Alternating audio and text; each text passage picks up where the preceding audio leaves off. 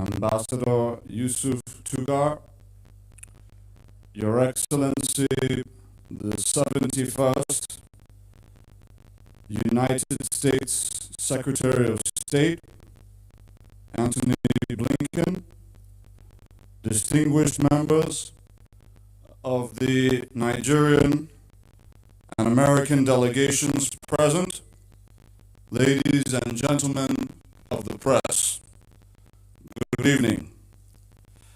Over the course of the last 1 hour, His Excellency President Bola Ahmed Tinubu and the United States Secretary of State, Antony Blinken, have engaged in robust and constructive discussions on Nigeria-United States bilateral relations. They elaborated on how to expand its frontiers in several areas of shared mutual interests. Following extensive deliberations, Ambassador Tugar and Secretary Blinken are now ready to address the local and international press. The ground rules for this joint press briefing are as follows. After the remarks by Their Excellencies, the Honorable Minister of Foreign Affairs and the United States Secretary of State, 4 questions. A decision was also made that a number of these issues will be further discussed at the upcoming Nigeria-US Binational Commission. That is, if I'm correct, coming up between the 11th and the 13th of March. So that's around the corner. Development today, and in fact, every day as we're working, is essential to that effort. And we are doing a lot of work together already to drive in a positive direction. We're driving climate action as partners in the Global Methane Coalition. We're pushing for permanent representation for African voices in the UN Security Council, in other international organizations that need to reflect the realities of today, not just the day that they were created many, many years ago. We're working and collaborating to support the development and use of artificial intelligence for good. With 30 other Atlantic countries, we're driving blue economic development, environmental protection, science and technology exchange through a new partnership for Atlantic cooperation. Today, as the Foreign Minister mentioned, with President Tinubu, with the Foreign Minister, and other colleagues, we spoke about a range of common priorities, including our focus on accelerating economic growth and opportunity here in Nigeria. This is a place of extraordinary innovation, extraordinary dynamism. I've had the opportunity to visit many times over the years. I've seen that each and every time, and I expect to see more of that in Lagos tomorrow. American entrepreneurs, American companies are eager to partner with and invest in Nigeria's economy, particularly in the tech sector. We have tech giants that are teamed up with Nigerian partners to help meet President Tinubu's 1 million digital jobs initiative. Other companies are hard at work laying undersea cables, using satellite technology to expand access to the internet. Our tech incubators are fostering Nigeria's next startups. Our venture capital companies are working to finance them. So we want to work in partnership to help drive Nigeria's technological revolution, which is creating jobs, it's growing businesses, and it's spurring innovations in both of our countries. Because one of the things we've learned from these partnerships is that it benefits us as much as any place or any company that we're investing in. We're learning a lot from it, we're getting a lot from it. And one of the initiatives that President Biden laid out, the Digital Transformation with Africa initiative, we see as particularly energized, and it's a particular area of focus for us. Now, Nigeria offers real, clear, compelling opportunities for investors. At the same time, I think it's no secret that there remain some long-term challenges that need to be overcome to really unlock the full potential. Tackling corruption, making it easier for foreign companies to repatriate capital, these will all pull in a transformative direction and pull in transformative direction, investment. I know that President Tinubu is focused on these challenges, and we also welcome his very bold economic reforms to unify the currency and fuel subsidies. We also recognize that in the short term, these reforms created pain for vulnerable communities. I spoke about some ways that the United States can support Nigerians while the government carries out these essential reforms and works to protect those who may, again, in the short term, be negatively affected.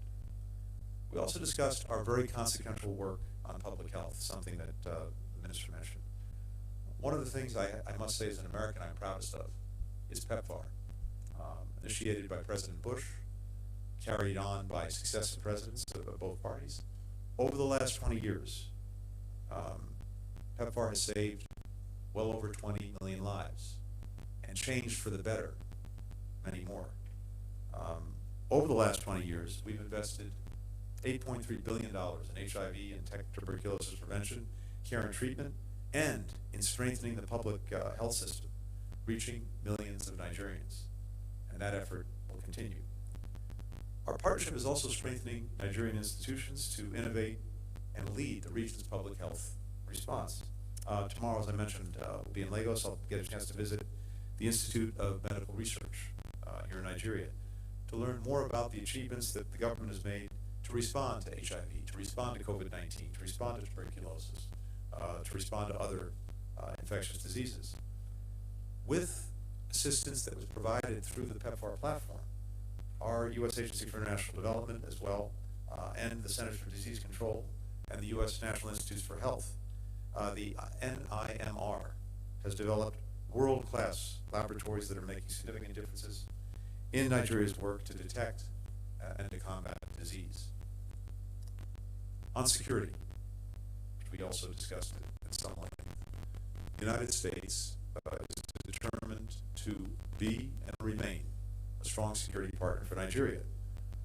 I want to extend the condolences of the American people to all Nigerians who were affected by the horrific attacks over the Christmas weekend. We mourn their loss and all killed in recent attacks, including, by the way, staff from our United States mission, locally employed staff and 4 police officers who were killed in Anambra last May. As I told the President and the Foreign Minister, the United States will support Nigeria as it works to bring about a more secure, a more peaceful, and a more prosperous future for its people. Fundamental to this outcome is an investment in the foundations of an inclusive democratic society, a focus on equal opportunity for all, regardless of ethnicity, religion, or any other group distinction. That helps build the social cohesion that also deters banditry, deters terrorism, deters violent extremism. I also shared how our own experience in combating terrorism around the world over more than 20 years has highlighted just how important civilian security, human rights, and accountability are to achieving genuine and enduring security. We've had to learn our lessons in doing this, and it's important to us to share our own experience.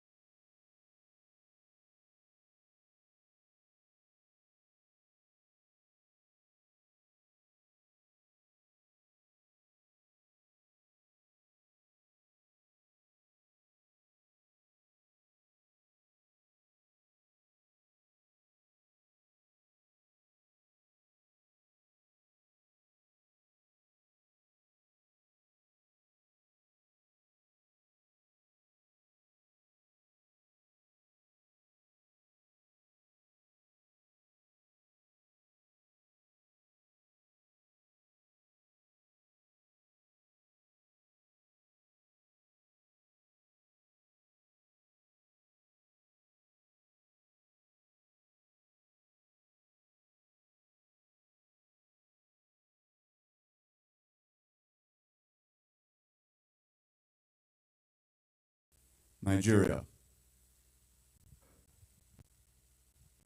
Thank you very much, Jesse. Foreign Minister, Secretary Blinken, can I just say that you missed watching the better football game at AFCON yesterday, where our Super Eagles emerged victorious, and not the game you saw in Abuja, where Ivory Coast was, suffered a crushing and crashing out defeat. But to my question, I just thought I should put that out, Mr. Secretary. Secretary, the U.S. has demonstrated its willingness to support the likes of Ukraine and other in-battle democracies when threatened by anti-democratic powers. In line with this, Nigerians have asked the question why similar levels of support in terms of hard equipment, financing, and intelligence are not provided at a similar scale with a similar level of urgency, given the fact that there is a clear attempt by some powers to create a belt of dictatorships at the expense of democracy in the Sahel. And permit me, Mr. Secretary, why is the US and its allies not showing the same level of concern, considering the level of insecurity and infrastructural devastation present in some regions in Nigeria? You have just said some of your workers were affected in the recent killings, and you have reassured President Bola Tinubu. But Nigerians will wonder why it seems as if the US and its allies are less concerned about the sustenance and development of democracies in Africa compared to the democracies in Europe, like we see you do. Thank you very much. Thank you. Let me start by saying that we are very impressed with the Super Eagles. And of course, as a good diplomat, I'm not going to pick sides, but we wish very well for the Super Eagles as they move forward in the tournament. Let me say this in response to the, I think, very important question. I have to tell you, we are intensely focused on challenges to security in the region, in the Sahel, intensely focused because of the impact that it's having on our friends and partners, intensely focused because of the broader impact that insecurity can have on all of us, including the United States. And we've already talked a little bit about Niger, where the leadership that President Tinubu is showing through ECOWAS, we hope can make a difference in restoring the constitutional order and restoring a critical partner in trying to find security in the region. One thing I can also say is this.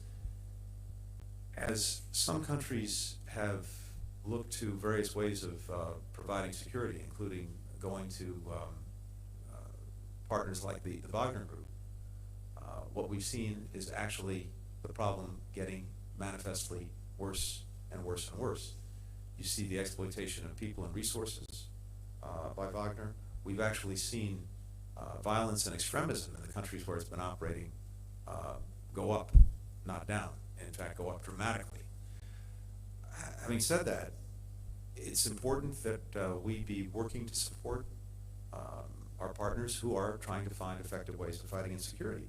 And we are working to support Nigeria, we're working to support our Lake Chad region partners to strengthen the capacity of their security forces in a whole variety of ways to deal with insecurity. And yes, that does go to equipment, to technology, to weapons, and we're working on that, but it also goes to many other things, including information sharing, intelligence, technical support, advice, and it goes to having a comprehensive approach that genuinely focuses on citizen security, working with local communities in partnership, demonstrating that security forces are there first and foremost to protect them and to support their needs.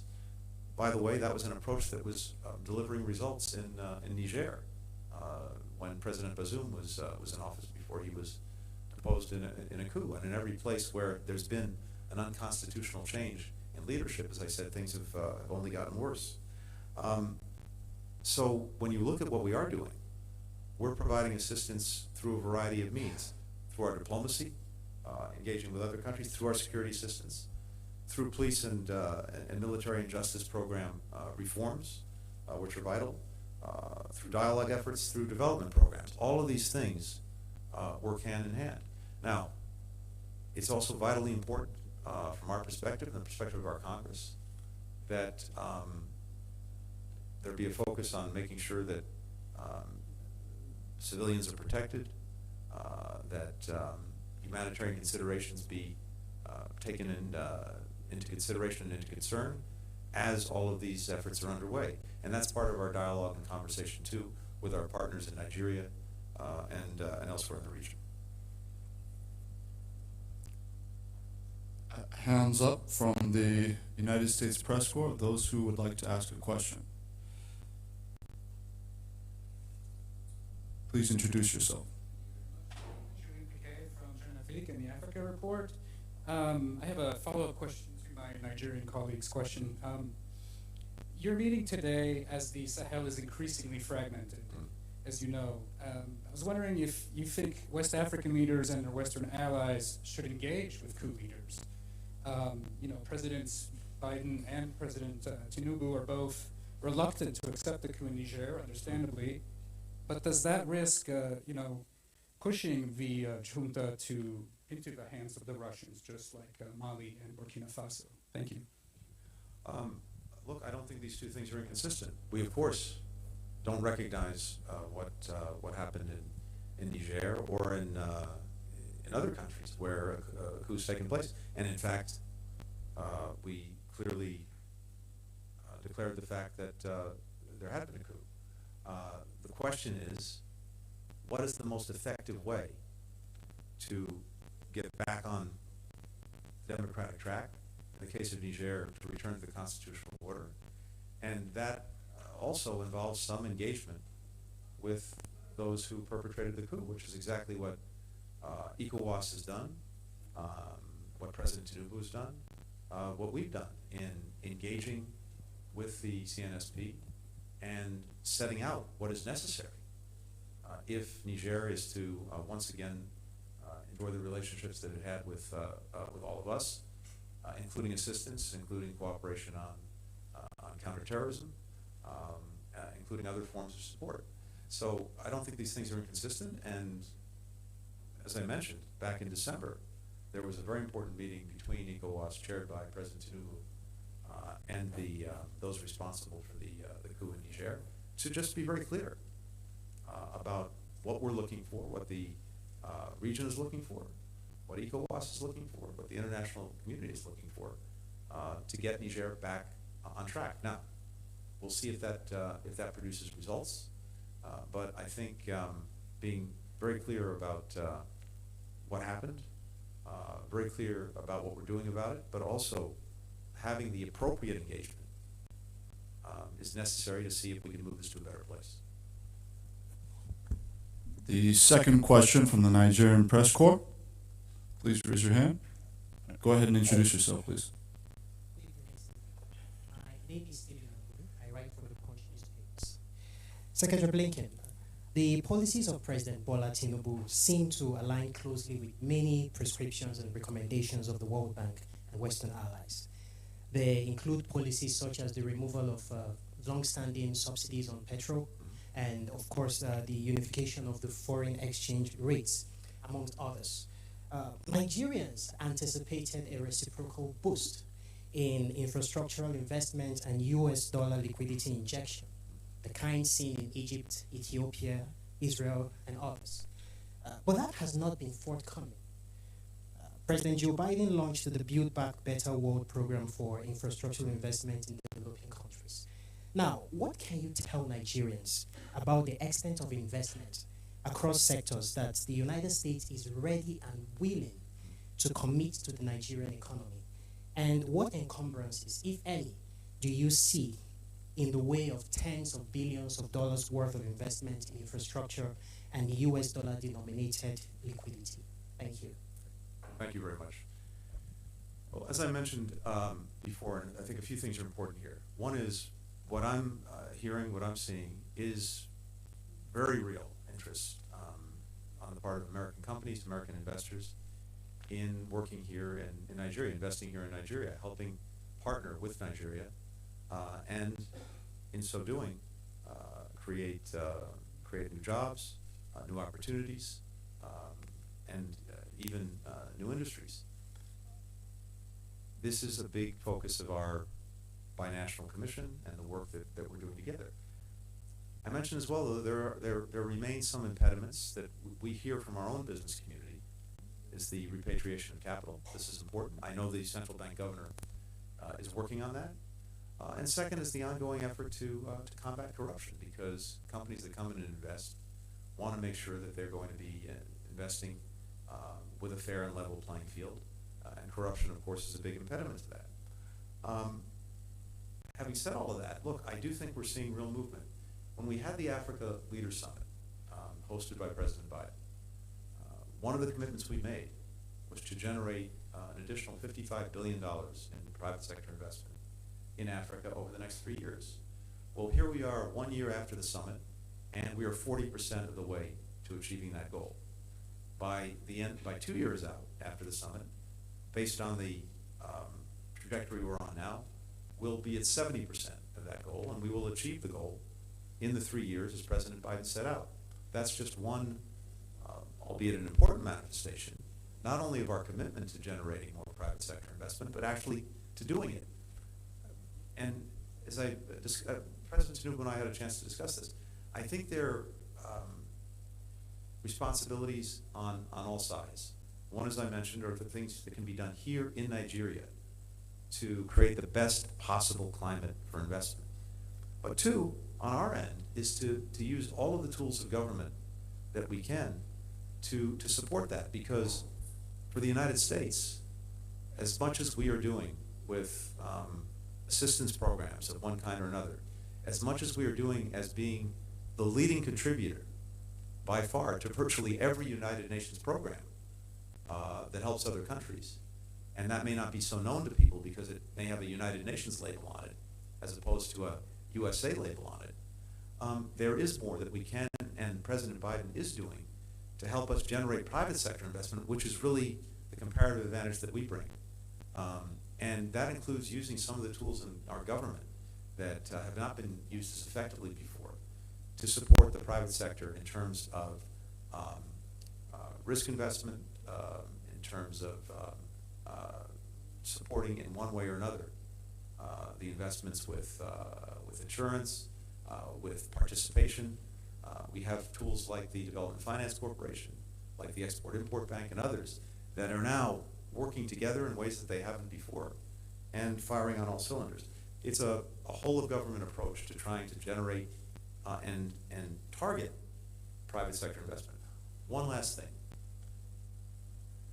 I'm convinced more than ever before that in Africa in general, in Nigeria in particular, because of its extraordinary strengths, so much more can and should be made in Africa for Africans, but also for the entire world. I think there are tremendous opportunities here, for example, in the pharmaceutical sector to make things here in Nigeria.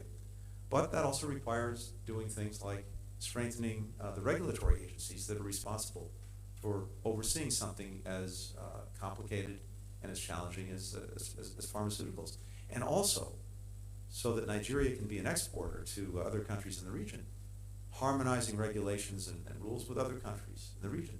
So there's a lot of work that goes into this, but the foundation is there, the intent is there, the energy is there, as we both do what's necessary to create the strongest possible environment for investment here, to maximize the tools that we have at our disposal to support private sector investment. I think you'll see that moving forward in very significant ways.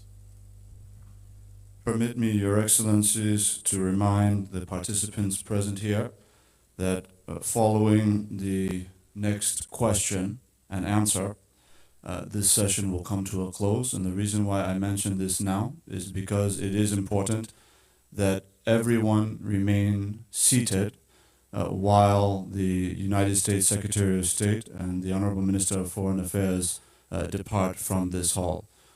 Without further ado, I invite the next question from the U.S. Press Corps. Thank you. Good evening. Michael Crowley with the New York Times. Secretary Blinken, you have said that among the principles the U.S. Believes in for the aftermath of the conflict in Gaza, one of them is that Israel must not create buffer zones or change the size of Palestinian territory within Gaza. There's some reporting and indications that Israel may in fact be beginning to do that now.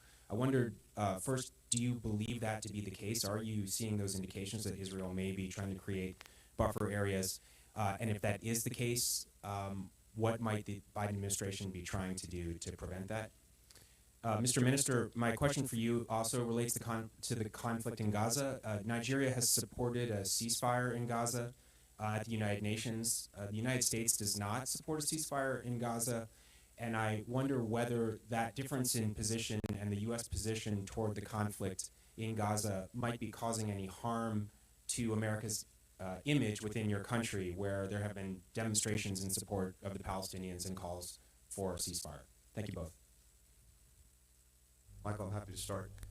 So, as you said, we've been very clear going back some months now about some basic principles when it comes to the way forward for Gaza and more broadly. And with regard to Gaza, we've been very clear our opposition to the forced displacement of people. We've been very clear about maintaining, in effect, the territorial integrity of Gaza, which is what you've alluded to, and a number of other critical principles, including Palestinian governance of Gaza, reunified with the West Bank, etc.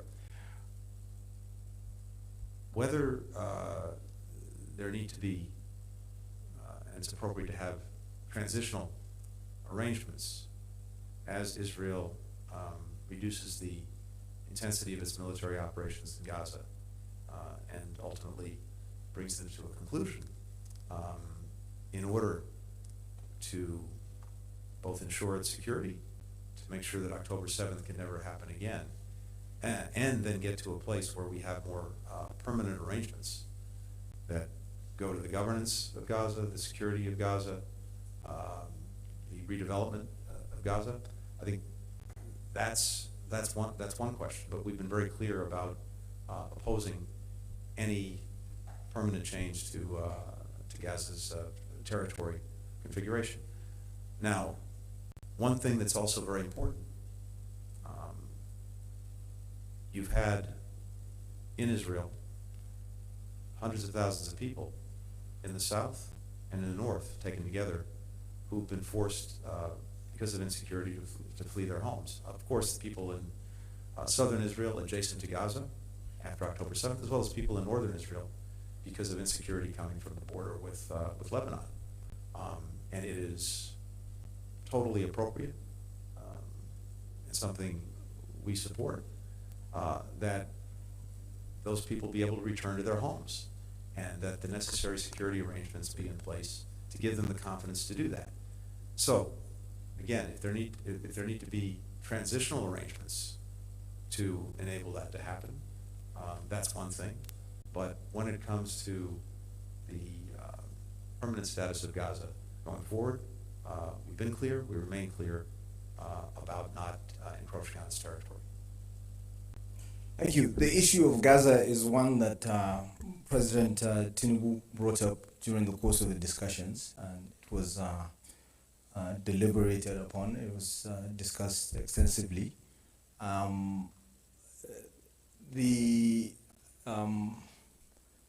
approach here is to focus on the commonalities. So one thing we have in common, a common denominator between the US and Nigeria, is the fact that we both agree that the way forward is the two-state solution. And I think that's not in doubt. Having said that, of course, each country behaves with regards to foreign policy with the influence of its domestic politics and domestic influences. So it's not surprising that Nigeria, of course, has been from the get-go very expressive with regards to the issue of proportionality of violence. The Israeli approach, in Gaza, we've expressed concerns, which is why I was part of a 7-member committee of foreign ministers that went round to world capitals, calling for a cessation of fire. So that remains, but we focus on the commonalities, not on the differences. Thank you. This session has come to a close. Please remain seated. Please remain seated as their excellencies, the principals, depart the hall.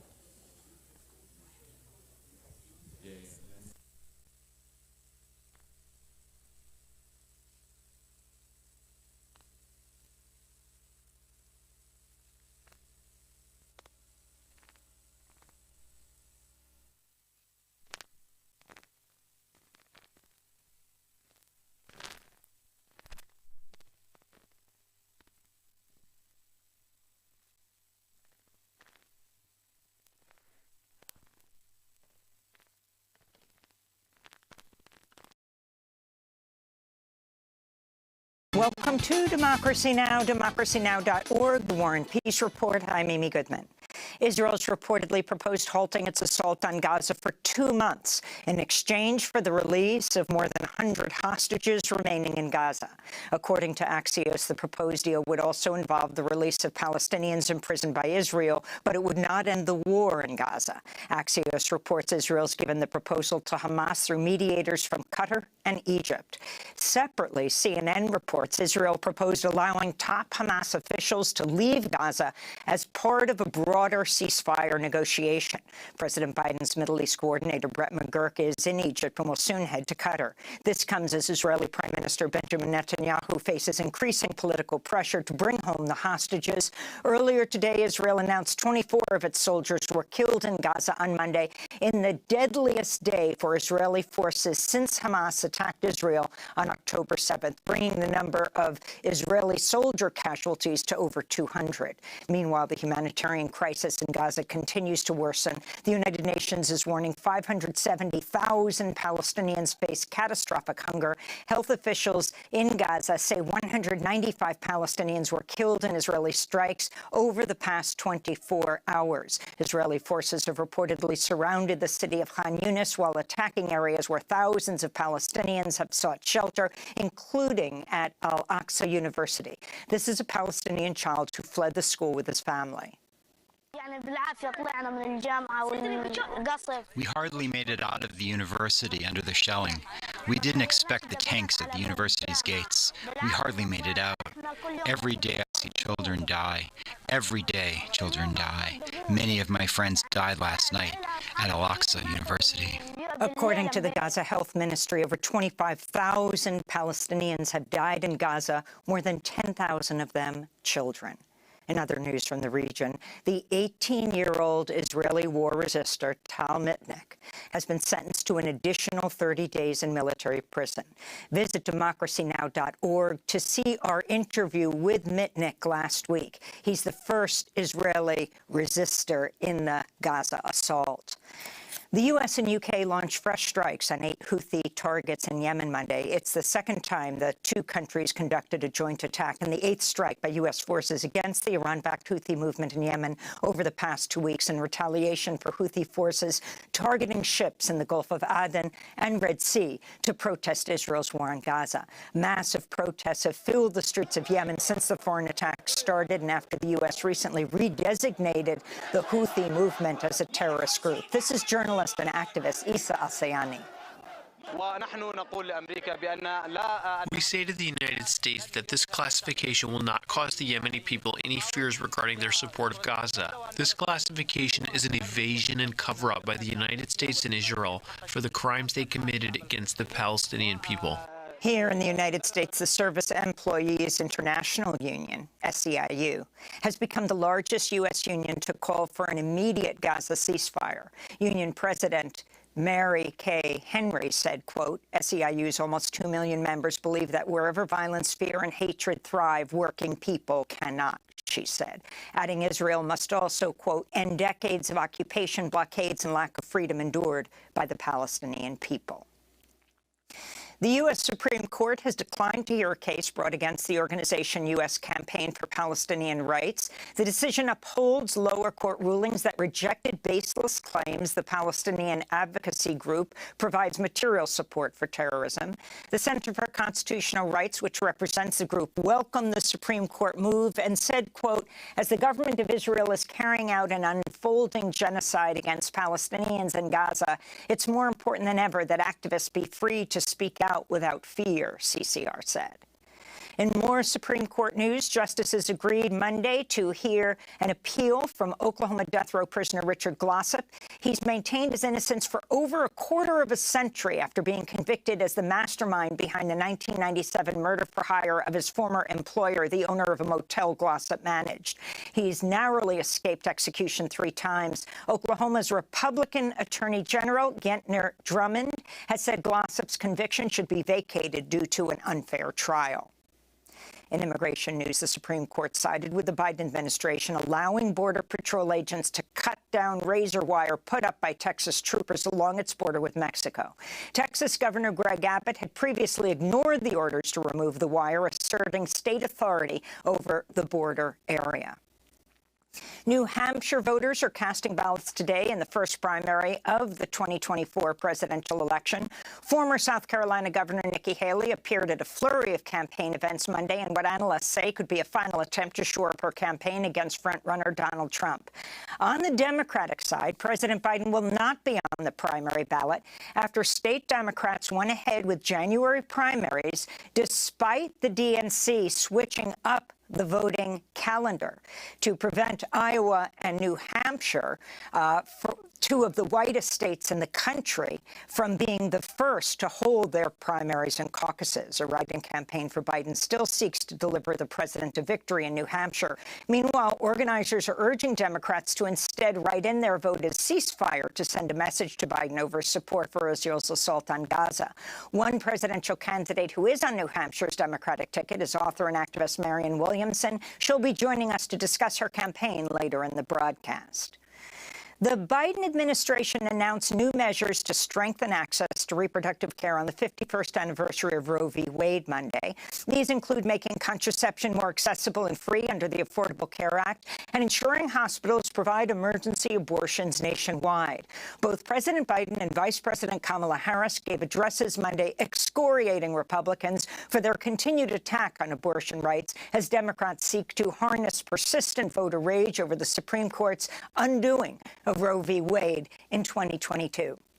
This is Vice President Harris speaking from the battleground state of Wisconsin as she kicked off a national tour on abortion rights.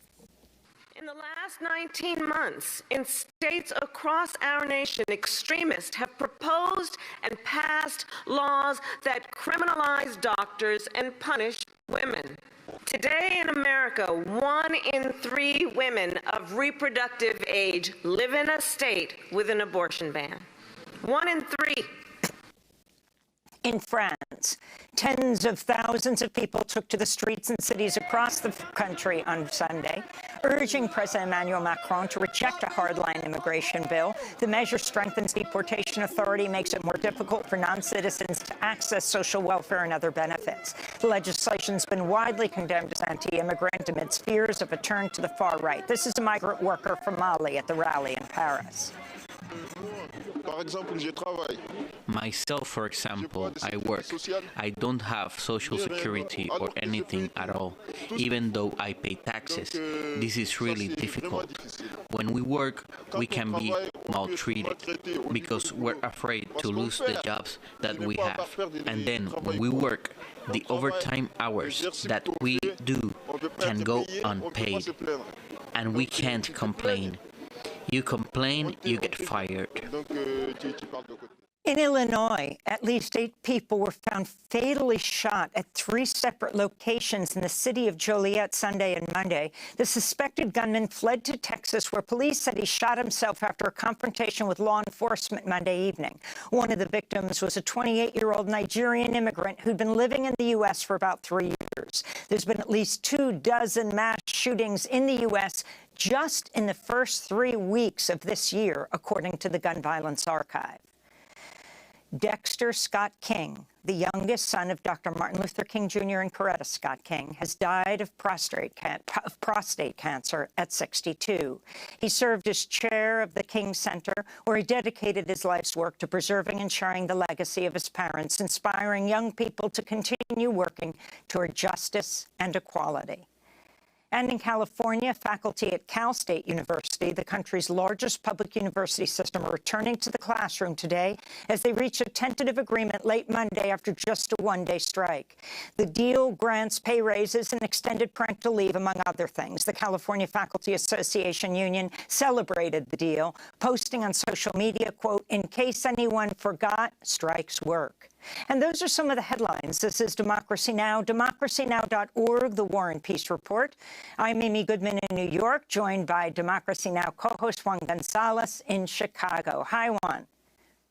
Hi, Amy, and welcome to all of our listeners and viewers across the country and around the world.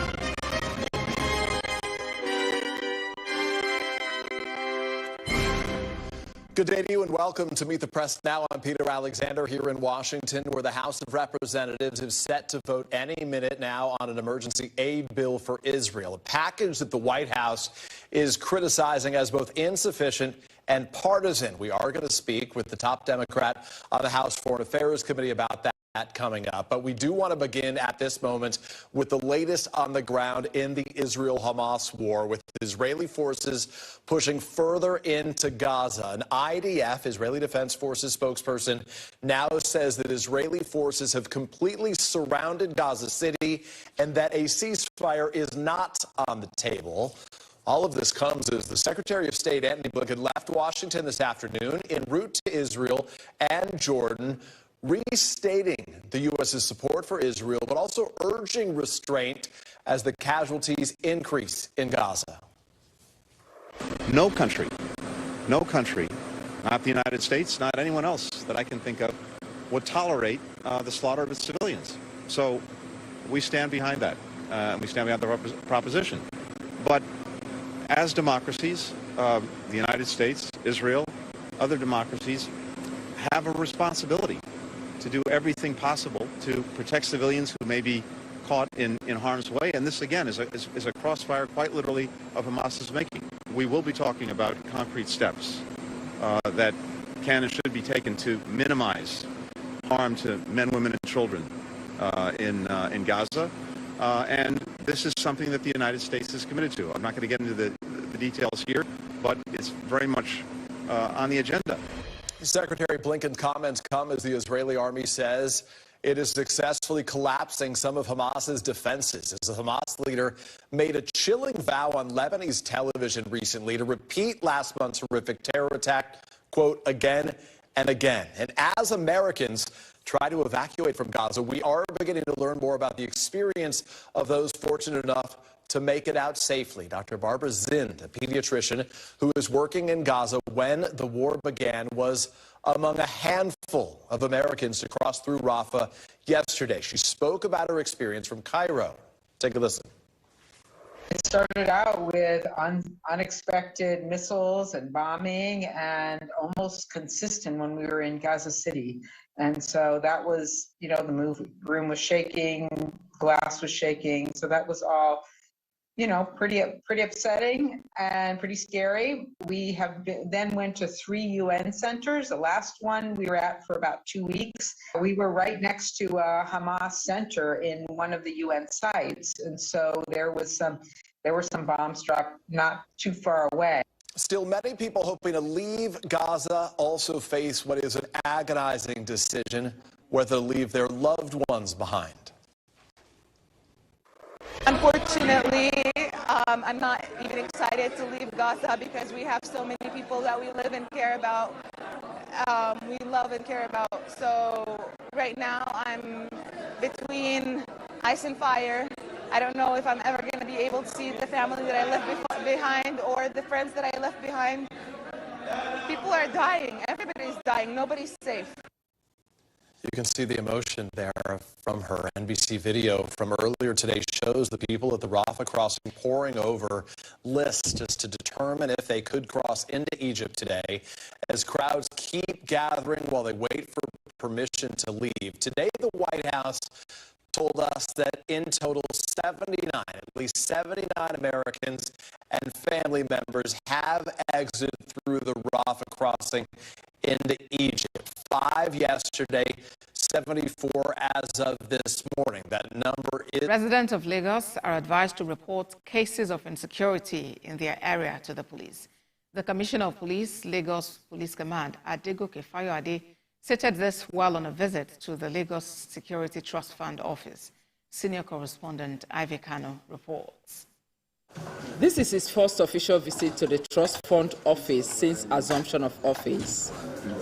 He commended the fund's effort in assisting the police, but the CP had a wish list. I want to suggest that if you can help us to have a designated workshop where this vehicle can be serviced every month. And I understand many of these APCs are not operational or functioning. If Lagos is lit, it's light up, everywhere is illuminated, I think we have less of